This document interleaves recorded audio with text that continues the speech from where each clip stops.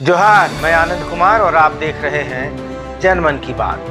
दोस्तों, क्या प्रधानमंत्री मोदी और गृह मंत्री अमित शाह ने झारखंड के लिए कोई प्लान बनाया है? क्या झारखंड में लोकसभा चुनाव के साथ ही विधानसभा चुनाव कराने की योजना है? और इस योजना को कैसे कार्यान्वित किया जा सकता है? क्या-क्या संभावनाएं बन सकती हैं? इन सब पर इस वीडियो में मैं चर्चा करूंगा, लेकिन उसके पहले चैनल को सब्सक्राइब जरूर कर लीजिए। इसके बाद आगे की चर्चा करते हैं। दोस्तों, ईडी ने मुख्यमंत्री हेमंत सोरेन को छठी बार समन भेजकर आज बुलाया था, लेकिन मुख्यमंत्री नहीं गए। ईडी का ईडी का छठा समन भी मुख्यमंत्री ने नजरअंदाज कर दिया और वे दुमका में सरकार आपके द्वार कार्यक्रम के लिए सुबह रवाना हो गए। हेमंत सोरेन को आप जानते हैं, ईडी ने पहले भी 5 बार समन भेजकर बुलाया, लेकिन वह नहीं गए। तो आगे ईडी क्या करेगा, यह अब ईडी के ऊपर निर्भर करता है। उसके पास क्या विकल्प हैं, ये भी अब ईडी को तय करना है। लेकिन 5 राज्यों में हुए विधानसभा के चुनाव और हिंदी पट्टी के 3 राज्यों मध्य प्रदेश, राजस्थान और छत्तीसगढ़ में भारतीय जनता पार्टी को मिली जबरदस्त जीत के बाद झारखंड अचानक चर्चा के केंद्र में आ गया है। झारखंड से कांग्रेस के राज्यसभा सांसद धीरज साहू के यहाँ 350 करोड़ रुपए से ज्यादा कैश बरामद होने पर खुद प्रधानमंत्री मोदी ने ट्वीट किया। आज भी उन्होंने एक ट्वीट करके फिरकी ली, लेकिन जब पैसा बरामद हुआ तो उन्होंने अखबार की एक कटिंग लगाई और लिखा कि देशवासी इन नोटों के ढेर को देखें, फिर इनके नेताओं के ईमानदारी के भाषणों को सुने। जनता से जो लूटा है उसकी पाई पाई लौटानी पड़ेगी, यह मोदी की गारंटी है। अमित शाह ने भी कहा आज लोकसभा में कि इतना कैश तो किसी बैंक के कैशियर ने भी नहीं देखा होगा। तो लगातार प्रधानमंत्री मोदी और गृह मंत्री अमित शाह झारखंड पर अब धीरज साहू के मामले के बाद लगातार कुछ न कुछ बोल रहे हैं। अमित शाह ने यह भी कहा कि झारखंड जैसे गरीब राज्य में इतना भ्रष्टाचार आंखें खोलने वाला है। दोस्तों, आज के अखबार में 2 बयान छपे हैं। पहला बयान भारतीय जनता पार्टी के प्रदेश अध्यक्ष और पूर्व मुख्यमंत्री बाबूलाल मरांडी का है। मरांडी ने राज्यपाल से मांग की है कि अगर मुख्यमंत्री हेमंत सोरेन कानून का पालन नहीं करते और ईडी के समन का सम्मान नहीं करते तो राज्यपाल उन्हें बर्खास्त कर दें। लेकिन इन सब बयानों के बीच प्रधानमंत्री मोदी कह रहे हैं, अमित शाह कह रहे हैं, बाबूलाल मरांडी कह रहे हैं, लेकिन आज एक खबर है जिसने विशेष रूप से मेरा ध्यान खींचा, क्योंकि बाकी तो राजनीतिक बयान है, लेकिन जिस बयान की मैं बात करने जा रहा हूं उसे संवैधानिक पद पर बैठे एक व्यक्ति ने दिया है और वह व्यक्ति है झारखंड के संवैधानिक प्रमुख राज्यपाल सीपी राधाकृष्णन। प्रभात खबर अखबार ने राज्यपाल को कोट करते हुए लिखा है कि राज्य के मुख्यमंत्री हेमंत सोरेन के खिलाफ पत्थर खनिज पट्टा लीज के तहत ऑफिस ऑफ प्रॉफिट मामले में चुनाव आयोग द्वारा भेजी गई सिफारिश का राजभवन मूल्यांकन कर रहा है। सोमवार को राजभवन में पत्रकारों से बातचीत करते हुए राज्यपाल ने कहा कि जिन लोगों ने गलत काम किया है और दोषी पाए गए हैं उन्हें परिणाम भुगतना ही पड़ेगा। राज्यपाल के इस बात के बड़े गहरे अर्थ हैं दोस्तों। वे कह रहे हैं कि जो दोषी पाए गए हैं उन्हें परिणाम भुगतना होगा। राज्यपाल ने जोर देकर कहा कि वे बार बार बता रहे हैं कि कोई भी गलत करेगा तो उसे परिणाम भुगतना ही होगा। राज्यपाल ने कहा कि कुछ कठिनाइयां हैं, हमें इससे गुजरना होगा और हम करेंगे। उन्होंने कहा कि हम एक स्वच्छ सार्वजनिक जीवन की आशा कर रहे हैं। ये बहुत गंभीर बात है, बड़े गहरे अर्थ हैं इसके। दोस्तों, आपको याद होगा कि पूर्व राज्यपाल रमेश बैस के कार्यकाल में ही भाजपा और कुछ अन्य लोगों ने मुख्यमंत्री हेमंत सोरेन द्वारा रांची के अनगढ़ा में पत्थर खनिज लीज लेने के मामले में ऑफिस ऑफ प्रॉफिट के तहत कार्रवाई करने और विधानसभा की सदस्यता मुख्यमंत्री की समाप्त करने की मांग की थी। इसके बाद राज्यपाल ने इस पर चुनाव आयोग से मंतव्य मांगा था। चुनाव आयोग ने पिछले वर्ष अगस्त माह में ही अपना मंतव्य भेज दिया, लेकिन तत्कालीन राज्यपाल रमेश बैस ने कई बार पत्रकारों से कहा कि उन्होंने अभी लिफाफा नहीं खोला है। कई बार वे लिफाफे को लेकर चुटकियां भी लेते रहे। कभी कहा कि लिफाफा ऐसा चिपका है कि खुल ही नहीं रहा और कभी दिवाली के समय उन्होंने कहा कि लिफाफे से एटम बम फटेगा। ऐसी बातें उन्होंने कही, सियासी माहौल को गरमाए भी रखा। तो जब निर्वाचन आयोग का लिफाफा आया और यह कयास लगाए जाने लगे कि हेमंत सोरेन की सदस्यता जा सकती है, तो हेमंत सोरेन अपना पूरा जो महागठबंधन का कुनबा लेकर, विधायकों को लेकर छत्तीसगढ़ के रिसोर्ट में उन्होंने शरण ली थी। लेकिन रमेश बैस के झारखंड से जाने और महाराष्ट्र का राज्यपाल बनने के बाद लिफाफे की चर्चा बंद हो गई थी। कोई लिफाफे की चर्चा नहीं करता था। लेकिन कल राज्यपाल सीपी राधाकृष्णन ने चुनाव आयोग के मंतव्य की समीक्षा करने और गलती करने वालों को परिणाम भुगतने की बात कहकर फिर से लिफाफे में बंद जिन्न को जिंदा कर दिया है। दोस्तों, प्रधानमंत्री जो ट्वीट कर रहे हैं धीरज साहू मामले में, गृह मंत्री जो बयान दे रहे हैं लोकसभा में और बाहर, और बाबूलाल मरांडी जो बर्खास्त करने की मांग कर रहे हैं मुख्यमंत्री को, और राज्यपाल इन सब के बीच जो बातें कह रहे हैं, क्या यह कोई संयोग है? संयोग तो बिल्कुल नहीं हो सकता। ऐसे समय में जब भाजपा का पूरा ध्यान छत्तीसगढ़, मध्य प्रदेश और राजस्थान में मुख्यमंत्री चुनने में लगा हो, फिर भी इन बड़े नेताओं का ध्यान झारखंड पर लगा हो, झारखंड की बात कर रहे हो, तो समझिए कि जरूर कोई बड़ी प्लानिंग चल रही है। क्या हो सकती है वो प्लानिंग? दोस्तों, झारखंड विधानसभा का कार्यकाल अगले साल यानी 2024 के अंत में दिसंबर में पूरा हो रहा है और उसके 6 महीने पहले लोकसभा के चुनाव होने हैं।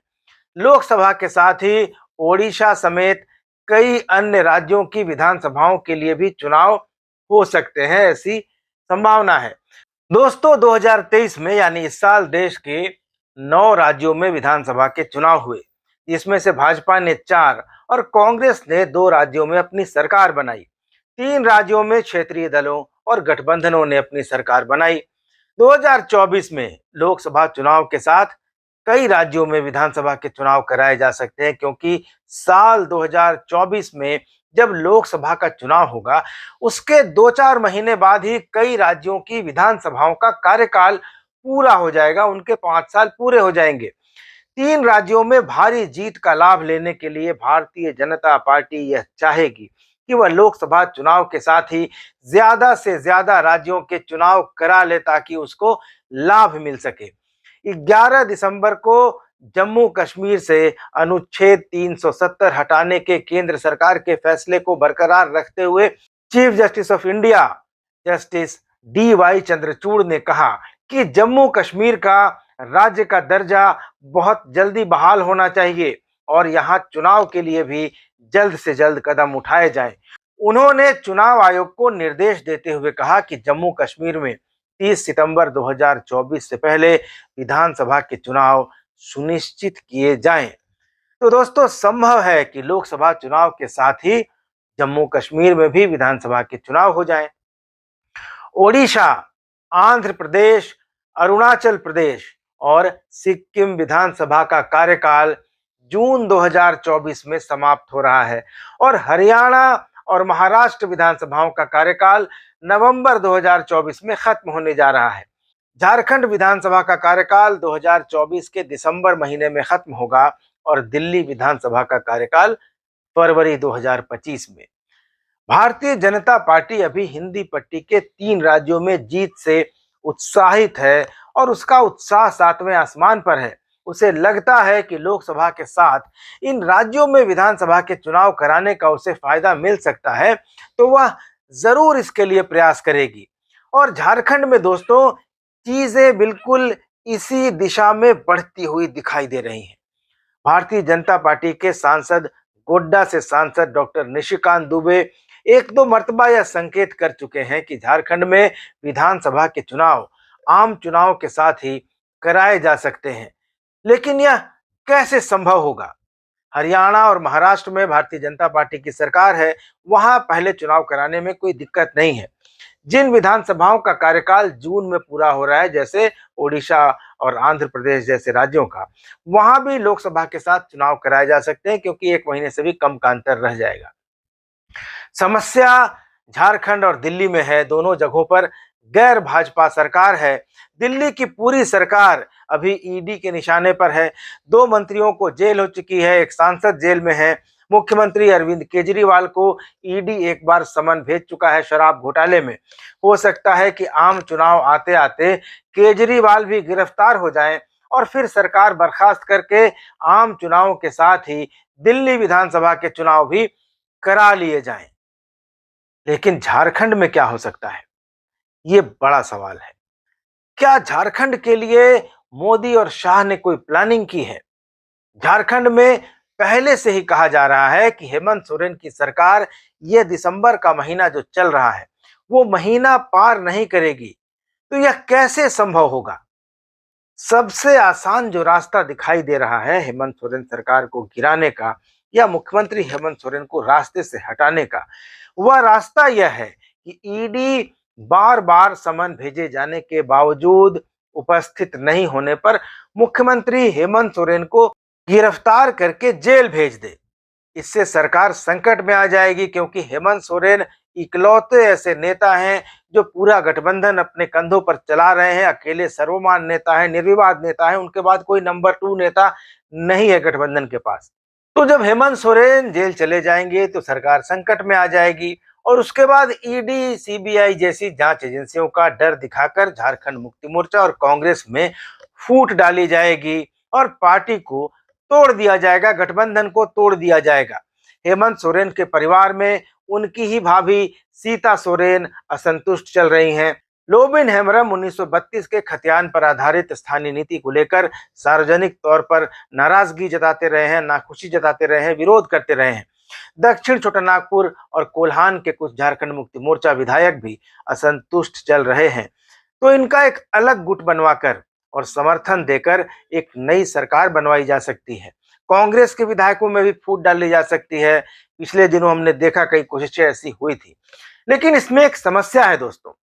इंटेलिजेंस ब्यूरो की रिपोर्ट है कि हेमंत सोरेन को गिरफ्तार किए जाने की स्थिति में झारखंड मुक्ति मोर्चा के कार्यकर्ता और समर्थक उग्र हो सकते हैं और केंद्रीय उपक्रमों को निशाना बना सकते हैं, जिससे कानून व्यवस्था की स्थिति खराब हो सकती है, बेकाबू हो सकती है और आदिवासी और मूलवासी जनता की सहानुभूति हेमंत सोरेन के साथ जा सकती है। ऐसी हालत में भारतीय जनता पार्टी को लेने के देने पड़ सकते हैं, क्योंकि हेमंत सोरेन पिछले 1.5 साल से लगातार कह रहे हैं कि उन्हें ईडी, सीबीआई के जरिए परेशान करने की कोशिश हो रही है। ऐसी स्थिति में मोदी और शाह नहीं चाहेंगे कि जनता की सहानुभूति हेमंत सोरेन के साथ चली जाए, क्योंकि भाजपा इन दिनों आदिवासियों पर पूरा फोकस कर रही है।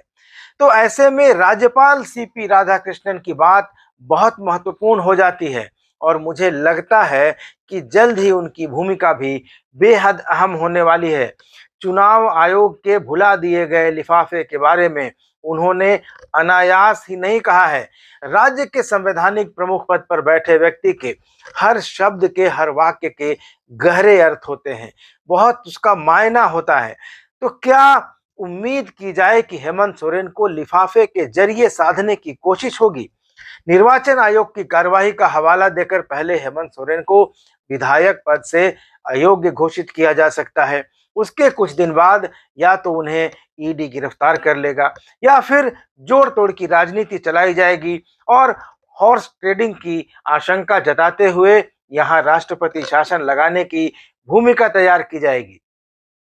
ये सब संभावनाएं बन सकती हैं और अगर ऐसा हुआ तो वैसी स्थिति में राज्यपाल के पास यह अधिकार होगा कि वे विधानसभा को भंग करके झारखंड में चुनाव कराने की सिफारिश कर दें, जैसा 2005 में बिहार में बूटा सिंह ने किया था। फरवरी 2005 में चुनाव के नतीजे आने के बाद लोजपा के टूटे विधायकों की मदद से नीतीश कुमार मुख्यमंत्री बनने ही जा रहे थे कि राज्यपाल सरदार बूटा सिंह ने विधायकों की खरीद फरोख्त की आशंका जताते हुए बिहार विधानसभा भंग करने की सिफारिश कर दी थी। राज्यपाल की सिफारिश केंद्र सरकार तक पहुंची। मनमोहन सिंह की सरकार थी, सुशील कुमार शिंदे गृह मंत्री थे। सिफारिश पर राष्ट्रपति एपीजे अब्दुल कलाम को दस्तखत करना था। वे उस दिन रूस में थे। फैक्स के जरिए मॉस्को में उन तक रिपोर्ट भेजी गई और उसी माध्यम से हस्ताक्षर के साथ वो रिपोर्ट लौटी, यानी फैक्स से ही लौटी। 6 और 7 मार्च 2005 की आधी रात के बाद बिहार में राष्ट्रपति शासन लागू हो गया। दोबारा विधानसभा चुनाव हुआ। राष्ट्रपति शासन लागू करने के फैसले को सुप्रीम कोर्ट में चुनौती दी गई। सुप्रीम कोर्ट ने माना कि राष्ट्रपति शासन लगाने का फैसला गलत था, लेकिन तब तक विधानसभा का चुनाव हो गया था। तो क्या झारखंड भी समय के पहले विधानसभा चुनाव की तरफ बढ़ रहा है? आप इस बारे में क्या सोचते हैं? अपनी प्रतिक्रिया कमेंट करके जरूर बताइएगा। वीडियो अच्छा लगा हो तो इसको लाइक और शेयर कीजिएगा। चैनल को सब्सक्राइब जरूर कर लीजिएगा। अगले वीडियो में मुलाकात होगी, तब तक इजाजत दीजिए। धन्यवाद। नमस्कार।